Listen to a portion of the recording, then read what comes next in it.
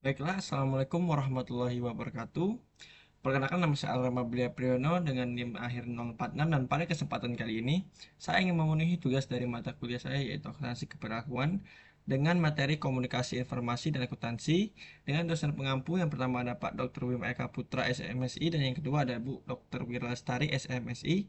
Dan saja kepada yang pertama itu ada daftar isi. Yang pertama kita akan menjelaskan tentang teori komunikasi, yang kedua fungsi komunikasi, yang ketiga model komunikasi, yang keempat hal-hal mendasar dalam komunikasi, yang keempat variabel yang mempengaruhi komunikasi akuntansi, dan yang kelima masalah terbaru dalam komunikasi.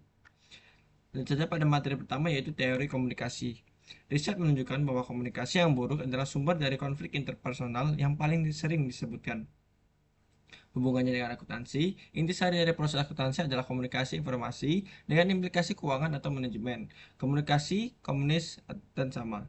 Suatu pencarian kesamaan makna atas hal-hal yang dikomunikasikan antara pihak pengirim dengan penerima. Fungsi komunikasi. Terdapat 4 fungsi utama komunikasi menurut Robbins, yaitu yang pertama ada pengendalian. Komunikasi bertindak untuk mengendalikan perilaku anggota dengan beberapa cara. Yang kedua, motivasi. Komunikasi membantu perkembangan motivasi dengan menjelaskan kepada karyawan apa yang harus dilakukan atau apa yang seharusnya dia lakukan. Yang ketiga, pengungkapan emosional. Komunikasi menunjukkan ungkapan emosional dari perasaan dan merupakan pemenuhan terhadap kebutuhan sosial. Yang keempat, ada informasi. Komunikasi memberikan informasi yang diperlukan oleh individu dan kelompok. Selanjutnya ada model-model komunikasi. Adapun model-model komunikasi menurut Supriyono yaitu yang pertama ada model Shannon-Weaver. Shannon dan Weaver mengembangkan model komunikasi melalui alat beserta gangguannya. Yang kedua ada model SCMR Berlow. Berlow mengembangkan model komunikasi sumber pesan suara, menspesifikasi faktor yang mempengaruhi kebenaran informasi dan tahapannya. Yang ketiga ada model Wesley McLaren. Bagaimana individu dan organisasi memutuskan apa dan bagaimana pesan akan dikomunikasikan dan dimodifikasi. Yang keempat ada model pemusatan komunikasi, berisi kritikan Rogers atas bias dalam komunikasi. Dan terakhir ada satu model komunikasi. Komunikasi bergerak antara satu sumber pengirim dan penerima. Bagian satu ada sumber komunikasi, yang kedua pengondaian, yang ketiga pesan, yang keempat saluran, yang kelima penguraian, yang keenam penerima, dan yang ketujuh umpan balik. Hal-hal yang mendasar dalam komunikasi. Menurut Haryono Yusuf, pada tahun 2014, beberapa fungsi dan dokumen yang terkait antara lain yang pertama, ada arah komunikasi. Satu ada vertikal, yaitu ke atas dan ke bawah. Yang kedua ada horizontal atau lateral. Ada B, jaringan formal dan informal. Jaringan formal biasanya vertikal dan jaringan informal lebih horizontal atau bercabang atau bebas. Dan C, komunikasi nonverbal, merujuk pada gerakan tubuh, konfigurasi wajah, gestur, dan lain-lain.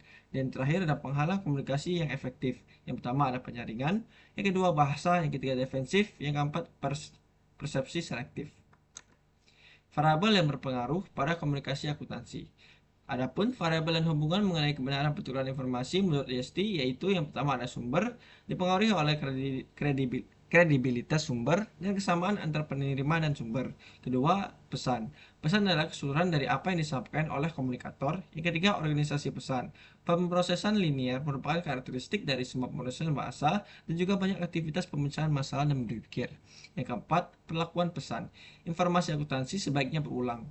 Pengulangan meningkatkan pemahaman atas materi. Yang kelima, penerima. Faktor latar belakang demokrasi dan budaya, sikap sebelumnya, pengetahuan pola perilaku dan sistem atau lingkungan sosial.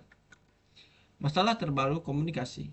Ada 4 masalah terbaru dalam komunikasi, yaitu yang pertama, ada penghalang komunikasi antara pria dan wanita. Yang kedua, komunikasi yang benar secara politis. Yang ketiga, komunikasi lintas budaya. Dan yang keempat, komunikasi elektronik. Baiklah, berakhirlah sudah materi yang dapat saya sampaikan. Terima kasih atas perhatian teman-teman dan yang melihat video ini. Apabila ada kesalahan kata maupun pengejaan dalam pembacaan materi pada kesempatan kali ini, saya mohon maaf. Saya akhiri, wabillahi taufiq wa hidayah. Wassalamualaikum warahmatullahi wabarakatuh. Sekali lagi, terima kasih.